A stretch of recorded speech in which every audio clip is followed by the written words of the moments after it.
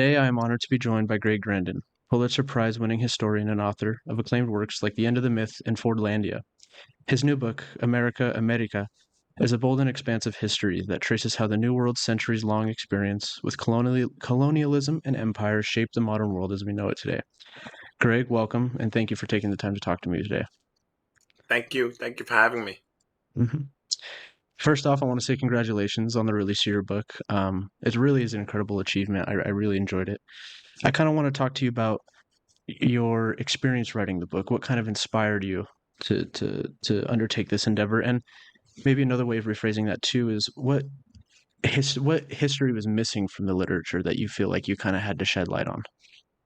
Well, I think there've been a lot of books on U.S. and Latin American relations, and what I was trying to do was get to a bigger vision of the importance and of the kind of long history of conflict and competition between the United States and Latin America, and before that, between the Spanish Empire and the British Empire, and look at how that history of conflict and ideological competition created a kind of generative tension that in many ways led to the creation of the liberal order put into place in 1945 after the United Nations.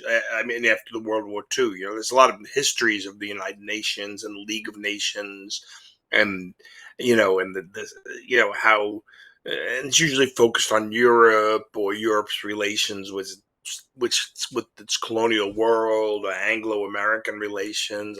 But it's really it's really striking how they ignore to a large degree the centrality of the experience of Latin America, which we can get to later on. But I wanted to focus on that. I also wanted to write a book that was there's a lot of books that condemn U.S. relations in Latin America. There's plenty to condemn. This whole history of aggression and expansion, and you know, and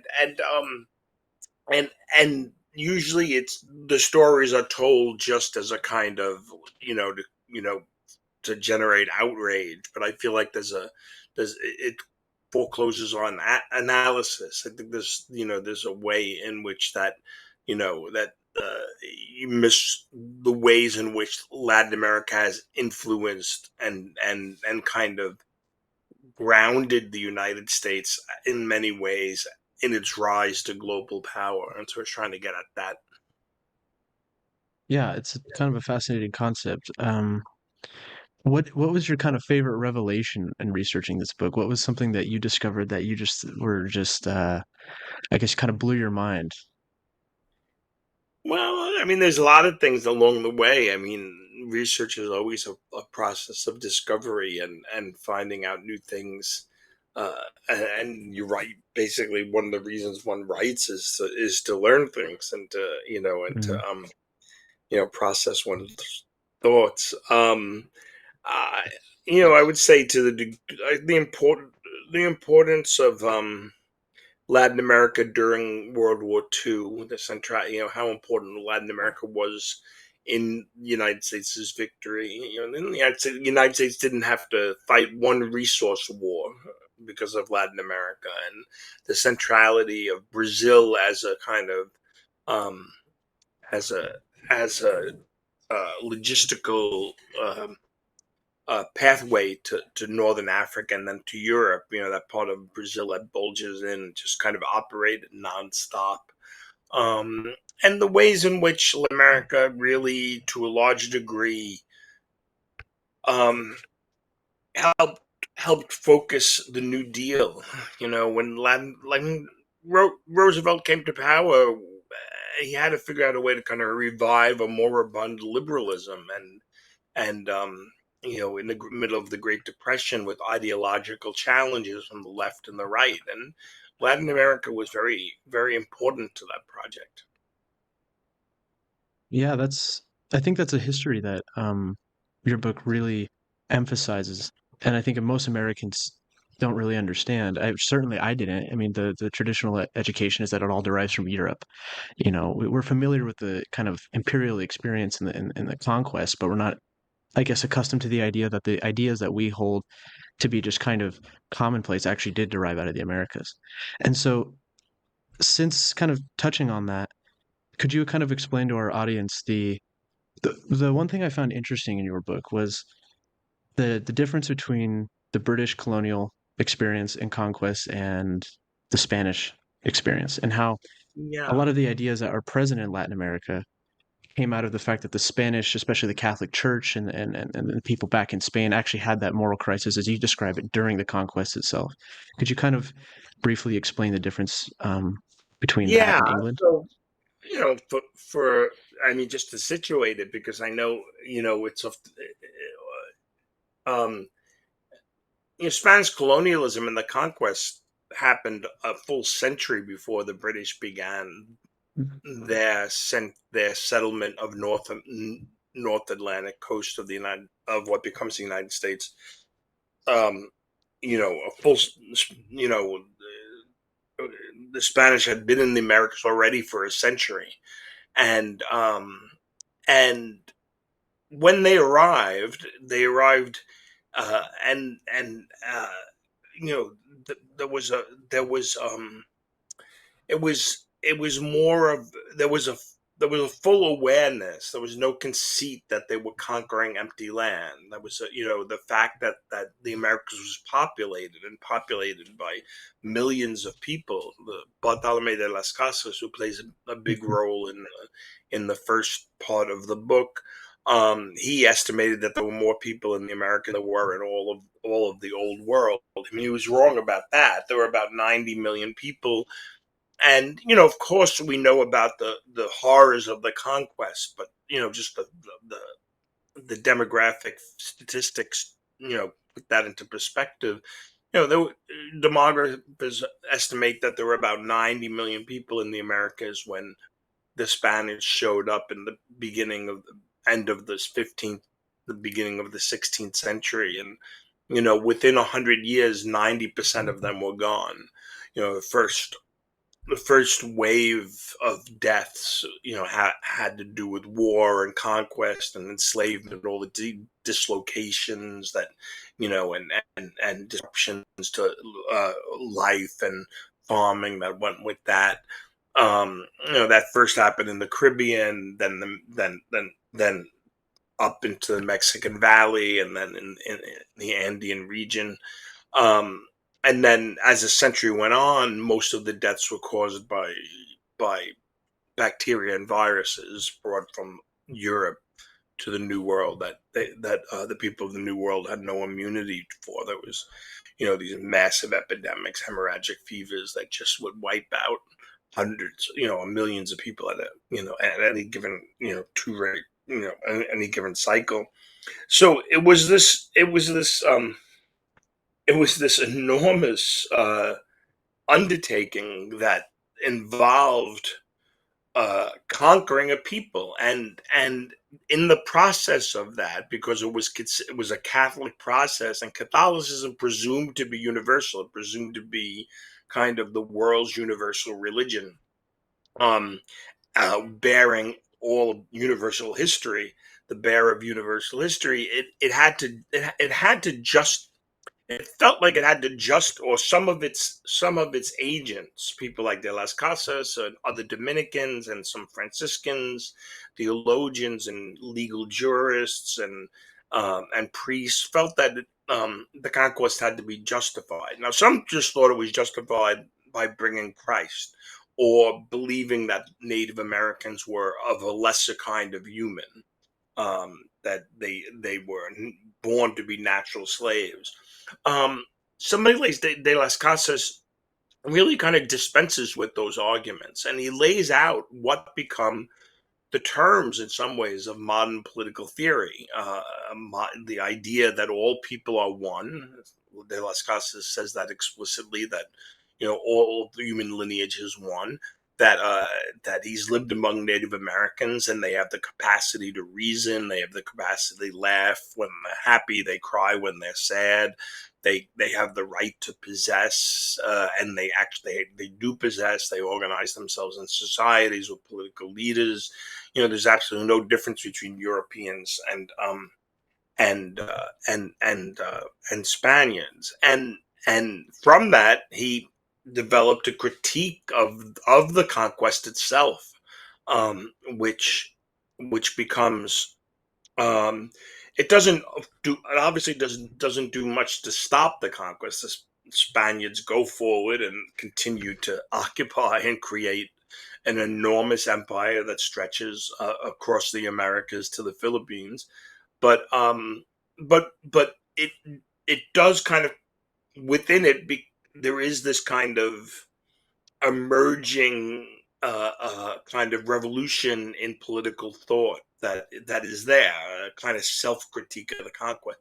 Now, when the British decide, a century later, that they're going to accelerate their efforts at colonization, what's fascinating is that there's a document that I found from the Virginia Company, um, from from um, from 1607, in which they're sitting around and they're debating whether or not they're going to issue a proclamation to justify why they're going into, why, what their settlements and what becomes Jamestown and what becomes Plymouth. And in these debates they're explicitly referencing all of the debates that were happening in Spain, debates that were associated with the University of Salamanca, and I'll call the Salamanca school kind of way of, a kind of body of philosophy.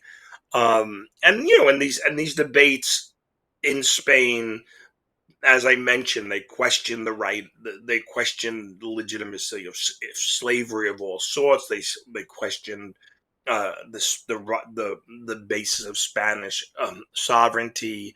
They question the right to wage war, and the British decided that, they said it. It's quite remarkable to find a document that's so clear. You know that the Spaniards have been debating this for over a century, and they still can't find a stable foundation on which to justify their claims to sovereignty over the New World. So it's better that we don't say anything at all. And this kind of evasion becomes a hallmark of kind of Protestant colonialism in North America, and it's reinforced by the fact that when the Mayflower lands, a plague had already wiped out so many Native Americans in what's now New England. Um, so there's this sense that later on it becomes a kind of principle or premise of Puritan thought that God had sent the plague to clear the land of people and give it to the Puritans. So on the one hand, you have an empire that is constantly fretting and agonizing about the nature of the people it's dominating, and not denying that they're dominating it, and an empire that creates a colonial system in which Native Americans are at the center of it. They're the center of it as extractors of wealth, right? They are the labor that digs the silver, that works the fields, that dives for pearls and sends it back to the Americans. And then on the other hand, you have an empire that they kind of show up and they're like, look, where is everybody? There's nobody around. Oh, look, there's these empty houses, and so and it was the nature of British settlement to push. Now all of this is speaking in very broad strokes.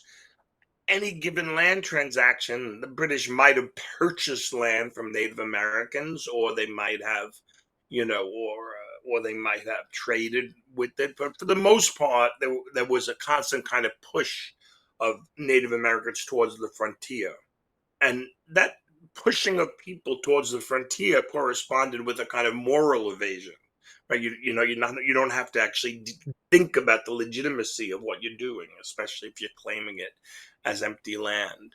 So there's ways in which the theological and intellectual ideas about empire corresponded with the demography of what each colonial power found when they arrived. Spanish Catholicism, was uh, debated the nature of humanity and and dominion, and they arrive in a new world and it's teeming with people. The British are like, we just it's just us, we're going to set out, and they arrive and they can't find anybody, and they think that God killed who was there to give them the land. And that tension between the two colonial projects is one of the tensions that run through the whole book in many ways. Yeah, I think that they run through the whole book, but I think you can clarify this too. But it seems like you also make that argument that that still is present today, right? And I think you've touched on that in Yeah. your other works, especially the end of the myth. Um, but that the whole idea of American promise and stuff was predicated on expansion and this idea of limitlessness. Whereas in Latin America, because it came out of that sort of Spain debate, right, about the legitimacy and about the right of conquest, that's why some of those ideas like non-aggression, of sovereignty, of things that we kind of uphold today as like the, I guess, common principles of the liberal international order. Um, Yeah. I find interesting the idea that the separation between the two and how that kind of represents a certain crisis today. Could you kind of touch on that idea at all? Well, touch on the idea about the difference between the two as it relates to Yeah, today, and yeah. yeah, And yeah, yeah. maybe a better way to ask it is how the I also heard you say in interviews too that the reason why America kind of has a crisis right now is because we kind of run our limit on the idea of Well, expansion. yeah. Yeah, and in Well, I limitlessness think and there's how a lot of that's that is one argument. So, but first, let okay. me say, yeah, again, and these ideas operate within a social context. So, um, the United States comes into the world a republic, and its leaders believe, it's the first republic in the Americas, and the United States believes it as a continent, you know, to itself. I mean, obviously that's not true. Sure. There's Native Americans, there's the Spanish Empire, there'll soon be Mexico, but there's this belief that it's an empty continent, or it soon will be, and and the United States revives the doctrine of conquest to justify its move west. I mean, they literally cite the doctrine of conquest Right. in legal codes. So Spanish American countries come into the world already a League of Nations. Mm, Already a United Nations. They 6 or 7 republics. That break away from Spain, and they have to learn how to live with each other, and this is where the kind of the foundation of the legal order comes in. Because each of the republics both legitimated and threatened the other. They legitimated the other in the sense that, well, if Chile can rise up and break from Spain in the name of republicanism and create an independent nation and break with Spanish Catholicism, then why can't Argentina? Why can't Mexico? So they legitimate each other. On the other hand, under the old premises of the international law, I mean, it wasn't necessarily called international law at the time, but under the old premises of law, they, the doctrine of conquest. There was nothing to stop Argentina from saying, you know what, we want to do what the United States is doing. We want to get to the Pacific. What's going to stop us? And so the fact is that they had to learn how to live with each other, and that is like that reinforces some of the ideas that came out of that original criticism from the conquest. Um, but also, what it does is that when they do have to confront the United States as it's threatening to take Florida and it's moving west, and it's constantly moving its borders further and further west, is all of these Latin American leaders have at their disposal already a coherent critique of conquest from that had been leveled at Spain, which now they simply it's easy enough to apply to the United States. So this is why the Latin American that's this Latin American critique of U.S. conquest and aggression is so strong and so consequential. Um, Now, as for the United States, uh, the argument that you were raising, I make more in the end of the myth that uh, uh, the current crisis of the United States is that it's it's um, it's kind of uh, run out of space. That no other nation no other nation has had uh, the ability of to presume limitlessness. I mean, sometimes it's called the frontier, but when I use the word frontier, I'm really just talking about the ability to imagine a movement forward, whether it be land, the landed frontier, the actual conquest, the territorial frontier, or then later on through markets, through militarism, through technology. Right? There was always a sense, the idea about you know. The idea about the frontiers that it could be projected into infinity, right? There's no end to it, and no other nation that I know of um, so so developed a political culture in which politics was organized. Domestic politics were organized around the promise of limitlessness. And in some ways, we're talking about capitalism, and in some ways, because capitalism has to expand or it collapses, Hmm. and there's no other country. I mean, there's been empires. I'm not selling any Hmm. other empires short, but no, but the unique history of the United States on in the New World, there's no one, mapped, the abstract dynamics of the economic laws of capitalism map so seamlessly onto the social reality of the United States. It's pretty amazing. And there were times in the past when the United States hit limits. There was the Great Depression. There was the age of scarcity in the 1970s, when people thought was the end of growth, all of that stuff. But each time there was a way out. The New Deal helped rationalize and in some ways reopen the frontier, albeit on more rational terms and more solidaristic terms. And then the new right in the 1970s reopened the frontier in terms of the third world. The argument that I make in the end of the myth is that this new age of limits is not there's no solution to it.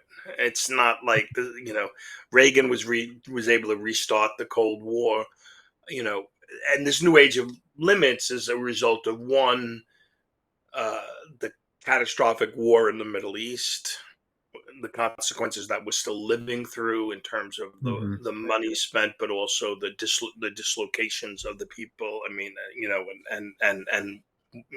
we're still fighting it in many ways. Not obviously not Iraq, but in Gaza and Yemen, and then two, the economic crisis of 2007, which really changed the terms of people. It really it had a lot of causes and it had a lot of consequences, and for a while it looked like we had found a way out, but it did limit people's mobility, and it seems like it changed the nature of the world economy and the U.S. economy in ways that are consequential. And then three is climate change. The ultimate limit, right? And of course, these things are all how people respond, how the nation responds to these limits is conditioned by ideology and fantasy and politics, and it's not like, so I mean, but to a large degree, I think Trumpism is a kind of, it is a political movement that happens when elites can no longer uh, cast off its, point beyond the frontier, and you use the promise of limiting to organize domestic politics, to kind of to roll over the trauma of the last war into the next war, or to use access to the world and globalization as a way of organizing domestic politics. It just doesn't exist anymore. We long had the ability to, in other words, both marginalize domestic extremism at home and export polarization. Right? We didn't Hmm. suffer the kind of political polarization that other countries had, and when we did, it was still fairly containable. But that's not no longer the case. We live in a world where there's restraints everywhere, and so many of them of the United States' own making. But I think that accounts to a large degree for the crisis that we're in. Hmm. No, that's great. Thank you.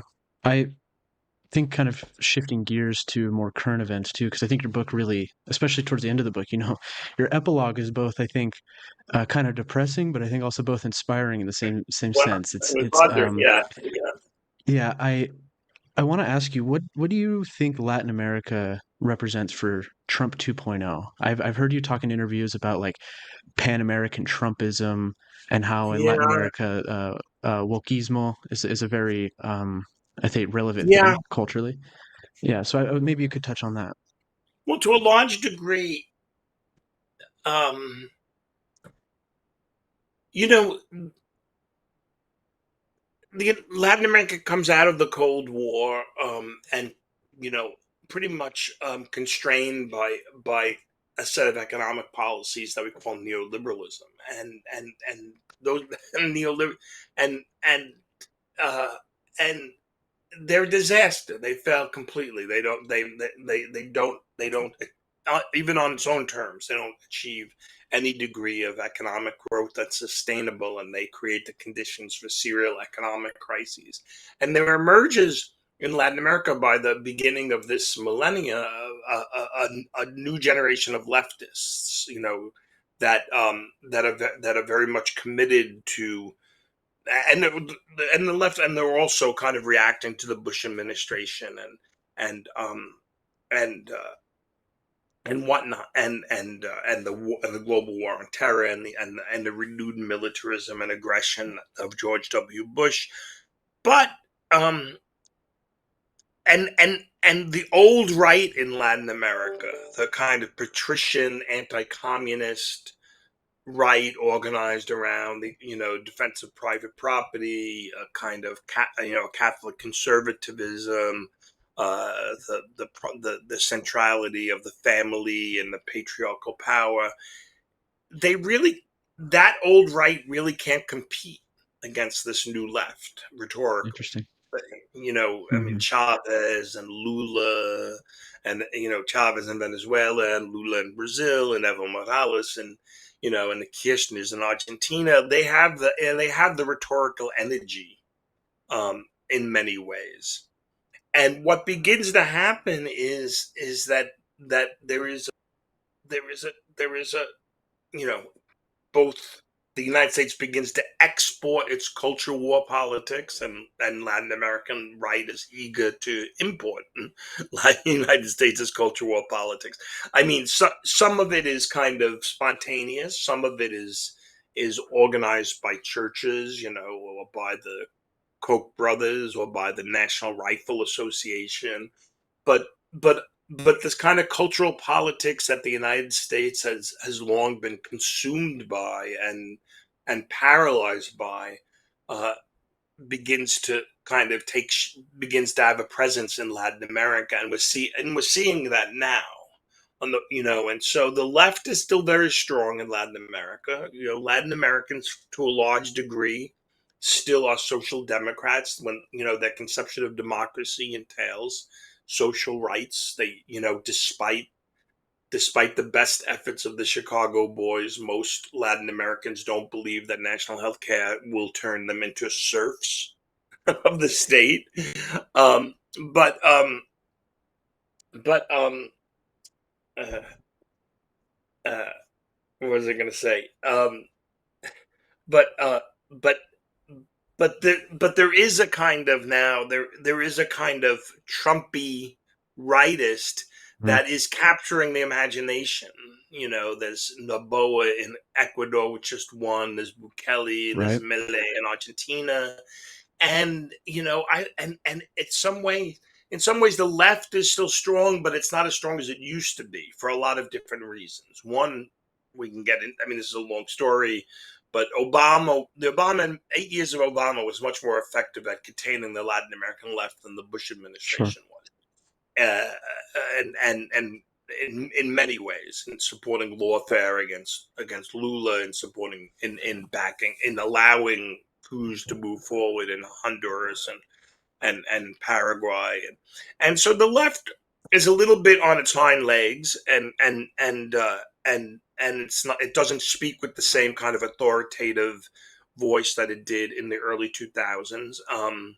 And and and the right has but in the right but in the meantime the right is really kind of weaving this kind of that's like kind of world making conspiratorialism, that is taking shape. I mean, groomers and wokeism, and the whole thing. I mean, the whole, the learning how to politicize every aspect of daily Sure. life, is what the culture war does. And so, I it, so that said, Trump himself, off there's certainly the possibility of a Pan-American Trumpism. There's certainly the social base for maybe not in terms of in every country, not in Mexico, for instance, and not in Chile, but elsewhere. There's certainly, but Trump himself takes these actions which undermines it. Right? I mean, Mhm. the Canadian elections is Right. the Yep. most obvious one. Australia too. Australia too. Mhm. Probably the Vatican. So, Yeah, we'll see, right? Yeah, we'll see. well, he insulted. I mean, that shit was crazy. Like, with that AI and the Pope. But instead of keeping their mouths quiet and trying to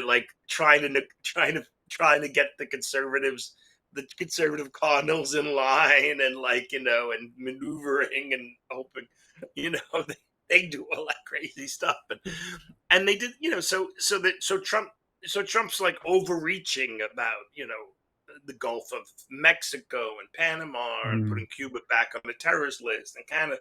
So Trump himself seems to kind of undermine the potential of Trumpism. So that's one thing.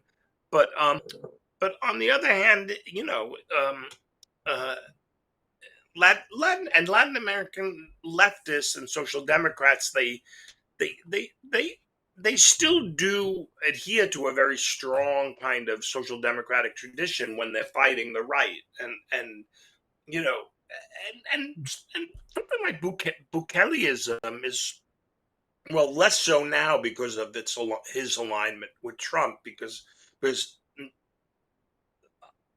despite what I just said, a lot of Latin American, Trump is not a favorite politician in Latin America, so to become too aligned with him is not. It depends on the country, but crime is bad. Things are not good in Latin America. Uh, Corruption, crime, uh, the violence from drugs, the interpenetration of the state with corporate, with oligarchic, same kind of thing, right? The billionaires, it's the Absolutely. same thing, but on that's going on in the United States. So things. So yes, the epilogue was hopeful in a way, in the sense that, but it was written before Trump was elected, so Mhm. we'll see. Yeah, what do you make of Trump's like? kind of friendship with El Salvadorian self-described dictator Nayib Bukele. What's your take on that? And then I would also be interested to hear your thoughts on the election, or depending on who you ask, coup in Ecuador for Daniel Noboa. What's your thoughts on Yeah. those two things? Well, yeah, those are two examples of what I'm talking about. Hmm. Bukele is like he flirts, the kind of the anti-politics, anti-establishment image that Trump represents. He's, he's independent. He's young. Wears a baseball cap. He's into cryptocurrency, and he quote unquote solves the gang problem by building these prisons. But the real reason why the murder rates have gone down is because he made deals with the leadership of the gangs, where Interesting. he was going to, yeah, he where he was going to, it was a quid pro quo. He'll leave them alone to make their money. They stop mass killing and let it seem like public peace has been restored. And he'll, put X amount of rank and file young men in jail and keep them there in these displays of law and order. These kind of Dante's displays of dehumanization.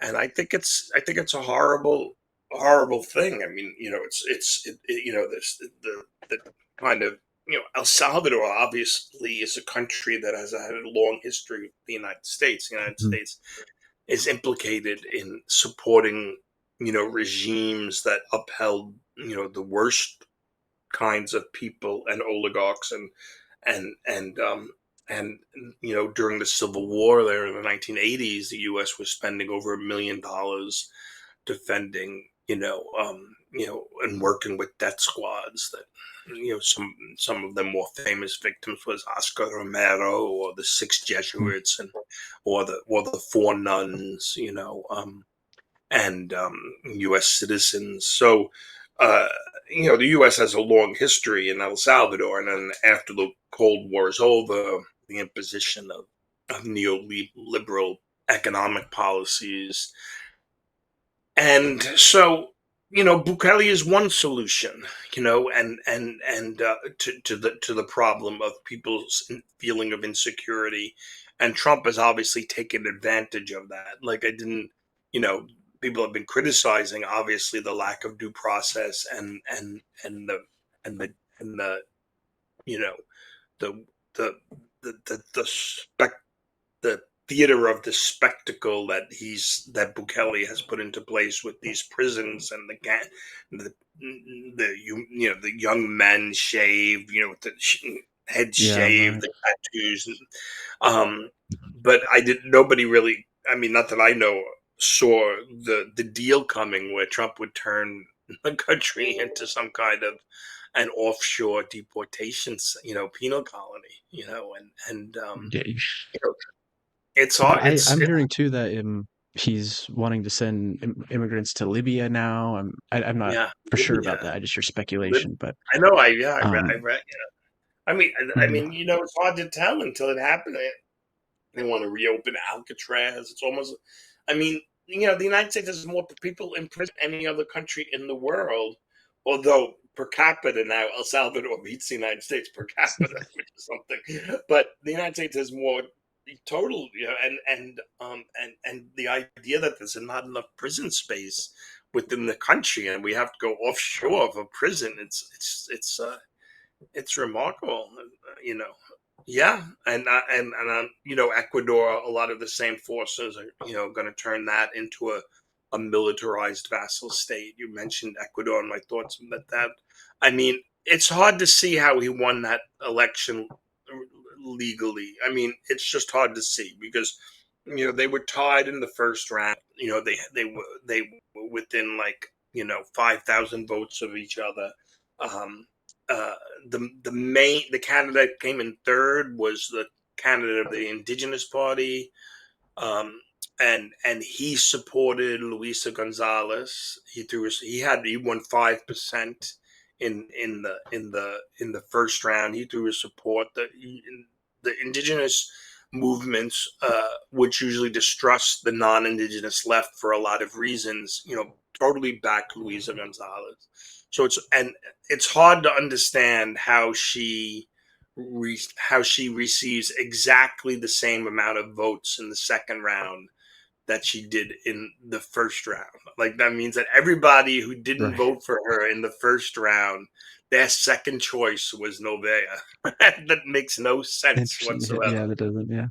it Hmm. makes it just doesn't make sense. And I think he declared a state of emergency right beforehand. He invited in Blackwater.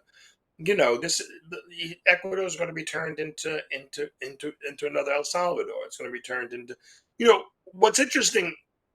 I don't want to say the United States lost Colombia because Gustavo Petro, the leftist who won the presidency, isn't a particularly good politician, and he hasn't been able to build a coalition that's going to outlast him. So the right may very well win again, the next election, and Colombia will once again go back to serve its traditional role as a kind of forecastle of U.S. power in South America. But it is interesting that with for now at least, with Petro in charge of Colombia, the United States is looking to like these temporary proxies for Colombia, El Salvador being one, but Ecuador certainly being another one. And Do in you think general, that? why Oh, this is important is because as Latin America, you know, if the old world order, right, which presumed a kind of integration, however fitful, and presumed that the United States, you know, was the superintendent of a global order and a global market, in which the United States both pursued its interests, but also oversaw the fairness, right, of the laws, you know, which of course, that's the ideal version. The reality is much different. But if that old order really is gone, then the alternative is a kind of retreat to balance of power politics, spheres of interest. And then Latin America becomes more important. Then Latin America becomes like, the place where the United States you know, uh, kind of fortifies as its sphere of interest. An updated version of the Monroe Doctrine. But what's interesting about that is that coming out of World War II, there were a lot of there were a lot of geopolitical theorists that thought that the world should be divided into three parts. Britain should have its part, Russia should have its part, and the United States should have its part, and that would be that would be the Western Hemisphere, right? And that that vision didn't win the day because the globalists, uh, those were the global visions, said the United States can't hunker down in its hemisphere because what will happen is, eventually the other powers of this divided sphere of influence will get together, and the United States will be sure. isolated and besieged. So, it's interesting that seems to be where we're moving to, and but it also you know, uh, I mean, there's two stages to what I've just talked about. The one stage is when it's actually working, and the United States is working with its sphere of interest in other countries, and then the next stage is when those the other spheres of interest have come together to kind of ace out the United States.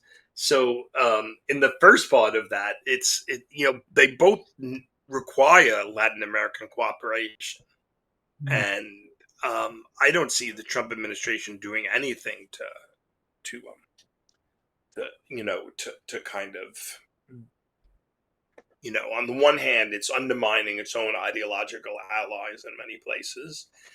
But even if its ideological allies do come to power, like Ecuador, that just creates these tensions and divisions within Latin America that are interesting. I mean, I'm just speculating here.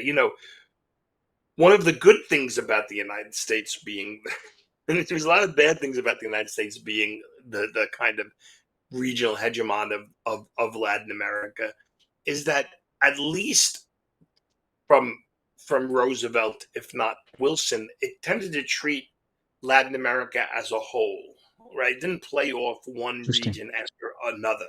It did kind of like it used Brazil to isolate Chile during the ideological conflicts of the Cold War and whatnot. But if any nation broke out, the United States,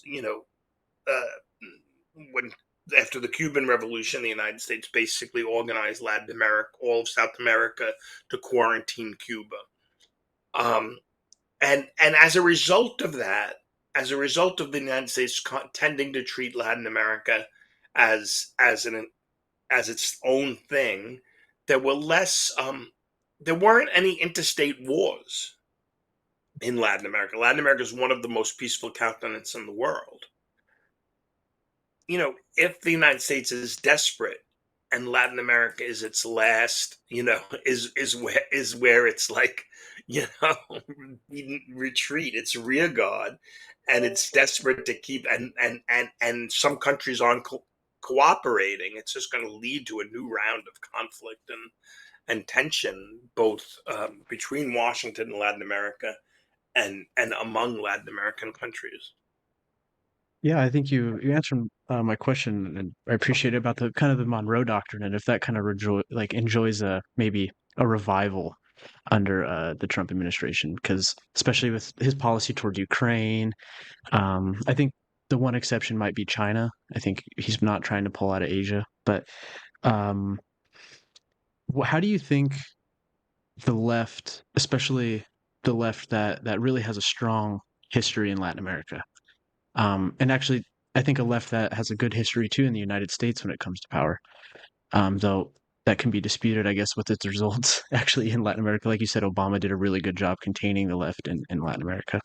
Yeah. Um, People use Sheinbaum in Mexico as an example. Where do you think are some bright spots in Latin America that might actually be able to kind of provide an effective counterforce to these right wing excesses? Well, I mean, Mexico, Hmm. Claudia Scheinbaum, but you know, being so close to the United States, she has to. She's limited in what she can do. She's very Right. strategic. She doesn't pick fights. She's been unbelievably smart as she moves forward with a fairly aggressive domestic agenda. Um, but she also has to contend with these, sources of power within her own country that she has no control over. The super class of billionaires that were created as a result of NAFTA, and then of course the cartel, in some ways Right. created because of Plan Colombia. Um, and and and but really, when we're talking about a countervailing force, in some ways, it's all Brazil. Brazil is the most important Yeah. country. Like, I mean, right now the right has Argentina. I don't know how good things are going for Milei. I don't think they're going very well. I think there's a lot of scandals and a lot of, but but but but Brazil, everything hinges on Brazil. The economy is enormous. It has the potential of being an alternative center of gravity within the Americas, one that works with BRICS, and so the 2026 elections are going to be key, in Okay. that, and both, they've been very aggressive in rooting out, fascism from a lot of the from a lot of the political institutions, and basically outlawing Bolsonaro from running. Um, I don't know what that means. Because the right in Brazil is strong, and Lula, has a margin. It's like it could go either way. If he Yeah. has to run again, it's a sign of weakness. It means that they haven't found another candidate that can replace him with the same charisma. And he'll be 80 years old. So Yeah, I was actually going to ask you that. Is there the differences? I think you wrote it somewhere, or it was in one of your interviews, where the differences maybe between Bolsonaro and Lula was like a couple percentage points as far yeah, as the yeah, yeah. vote. Just yeah, in Yeah. in the 2002 election, it was Hmm. I think Lula just won by 2%. With people like Marco Rubio and other neocons kind of in Trump's ear, do you think that Trump, if he's competent enough to do so, will pursue regime change, especially in places like Venezuela or something like that? Do you see that as a real possibility? I mean, I do, and who knows what's going on behind the scenes. I mean, if you have Eric Prince in Ecuador, I don't know who you have, and yet, but again, like they're deporting Cubans back to Cuba. Like, I mean, I don't understand how the political logic of that. I don't understand Hmm. how those representatives, those Cuban Republican representatives in Florida, are staying quiet about this. I mean, it's Right. unheard Yeah. of for a U.S. president to deport Cubans back to Cuba. It's unbelievable. And Hmm. the same thing with Venezuela. You would think that they would want to constitute those Venezuelans that and aren't trained the Aguan or whatever the hell it is. That as a potential kind of domestic uh, uh, um, domestic source of support, anti-Chavez, anti-Maduro. You would think that they want, but it's interesting. It's like it's not the traditional laws of politics don't seem to hold, and I don't know what Marco Rubio uh, thinks about the deportation of Cubans back to Cuba, or what plan. I'm sure they want regime change in Cuba, Nicaragua, and Venezuela. I have no Hmm. doubt. I don't know what's stopping them um, from going full on. Yeah, that's interesting. And I'm from Colorado, so the whole Venezuelan with the Tren de Aragua and the all the Persian gangs and stuff, that was a huge story there. Obviously, I found that interesting too because the only thing it seems to be doing is just really strengthening his already far right MAGA base. It doesn't seem like he's really pulling anybody into his movement, and so I think Yeah, yeah, it's a real fascinating spectacle. Which I know that you've you kind of used to describe the Trump administration, that he's not really like doing much more than say Biden, especially Obama did. That he's really just creating, especially around immigration, this idea that just almost like a Hollywood film, or like a yeah. reality TV show about it. I find that Yeah, I interesting. mean, preferential treatment for Cuban migrants has been part of the U.S. policy since the 1960s. I mean, you come in, here's an apartment, Sure, yeah, here's some food there to you get settled. Here's like a stipend, you know, and just vote, and the idea that they're actually deporting Cubans back to Cuba is just unbelievable, and that there's no criticism coming from those Cuban House of Representative people. Yeah, it's hmm. remarkable. I have kind of one question that I want to use to kind of tie up this interview and discussion. Um, just speaking strictly in the context of the United States, I'm wondering what you think needs to happen in order to kind of galvanize an effective vision for the future. I've heard you talk a lot about vision, and genuine vision. That's separate from what we talked about earlier with your kind of end of myth stuff and the frontier. I'm curious to know Yeah, your thoughts on that. yeah. Just if we just stay within the boundaries of the Democratic Party, although I think that any effective movement against Trump has to have pressure from outside the Democratic Party. You know, there's a myth that disorder, that political disorder, like the Black Lives movement, loses Democrat votes. It's a myth. There was a couple of studies done by political scientists that showed that all of those protests, including the ones that got out of hand,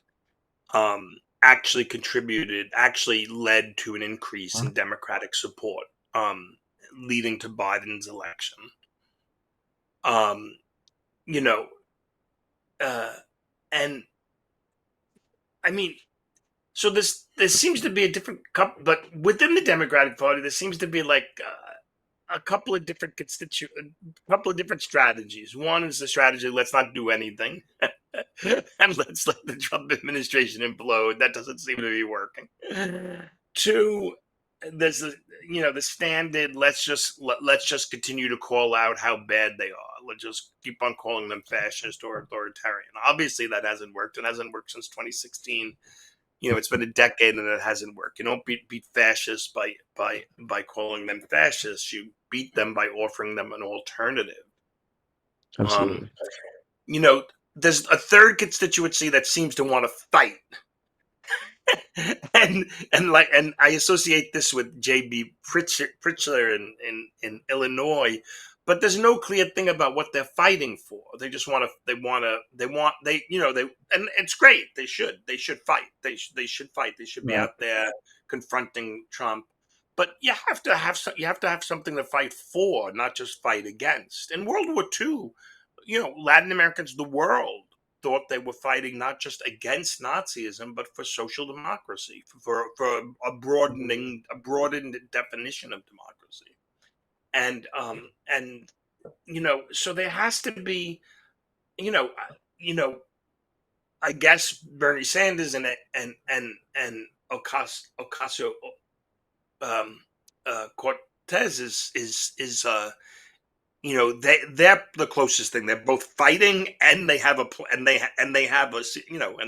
have a vision of Medicare for all. They have real tangible things to make people's lives better.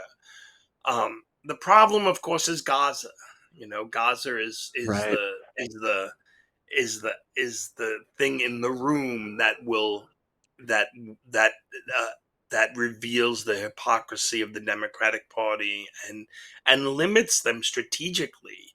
So Harris, you know, I don't know what kind of a campaign she would have run if it wasn't for Gaza, but Gaza, Gaza without a doubt, and her inability to break having a scintilla of daylight between her and Biden on Gaza, meant that she had to run a center right campaign. She couldn't run the kind of center left campaign that Biden ran and won significantly. She couldn't do that because she couldn't because Gaza because she would have had to confront Gaza, and she couldn't confront Gaza. So she had to run a campaign that that put her in the arms of the Cheneys and the Bushes and basically just you know a campaign that would just uh, you know you know you know led to that was just centered on the perversity of Donald Trump rather than coming up with alternative policies. You know, but Gaza, but it's hard because in some ways this is another Gaza um, um, is another kind of example of what we were talking about earlier about the end of the frontier, the end of limitlessness, right? Gaza is the opposite of that. In the past, wars could be used to kind of mobilize and energize and cast out. So when Reagan comes back into power in 1981, he's able to revamp the Cold War and remoralize the Cold War and make it clearly that this is a fight against an immoral enemy and we are on the good side. Enough of this moral relativism of the 1970s that came out of Vietnam. right? Vietnam crippled the Democratic Party and led them into a free fall, a tailspin of doubt and uncertainty, and the Republicans are now back in power, and we know the difference between right and wrong, and the Soviet Union is wrong, and we're right, and we're going to restart the Cold War, and that gives them that moral energy. Um, you know, George W. Bush, even though it was catastrophic, cast war on terror in the same terms as a fight to rid the world of evil. Gaza, Gaza is a war where you can't.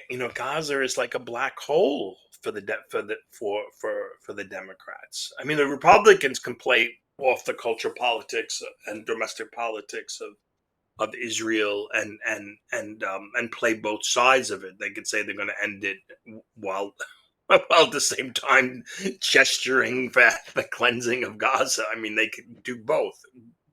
The Democrats can't, and Hmm. so it's another example of living in an age of limits. Here's a war that is not a war that is going to act like a sponge to soak up all of our trauma from the last war and keep people busy thinking that they're fighting a righteous crusade. It's just this enormous reminder of the hypocrisy and hollowness of liberalism, especially when stacked up against Ukraine. So what do you do with that? I mean, I don't have an answer. I mean, I Right. think the Democrats have to, make really tough decisions. I mean, but when you have people like Richard Torres and Schumer and Jeffries and Cory Booker in the party, I don't see any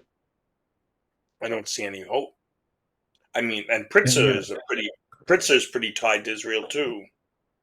Yeah. I mean, but I see that honestly as one thing that even people on the MAGA right are beginning to criticize. It's not necessarily Israel's conduct in Gaza, but the fact that they're tied to AIPAC and the Israel lobby, if you will. Yeah, Um, yeah, so I don't know if that could be a possible place of unity, though I question the motives, I think, of the right in there. I yeah, don't know. I guess time will only tell, huh? yeah. I guess, yeah. As always, it's always too early to tell. Yeah, always. Yeah. Well, Professor Grandin, thank you so much for taking the time to talk with me today. I have your book right here. I'll put it up on the screen for everybody to see it. Yeah, America. It's an extraordinary book. I read yeah. New a few York of your Times other books too. bestseller was compared to Gabriel Garcia Marquez. Yeah, yeah, good point. Thank you for remembering to put that in there. That's quite a comparison, huh? Yeah, yeah. Yeah. I've read some of your other books too. I highly recommend people go read your other works. I've learned so much from you, so thank you so much for taking the time to talk with me Oh, today. thanks, Caleb. I appreciate it. Thank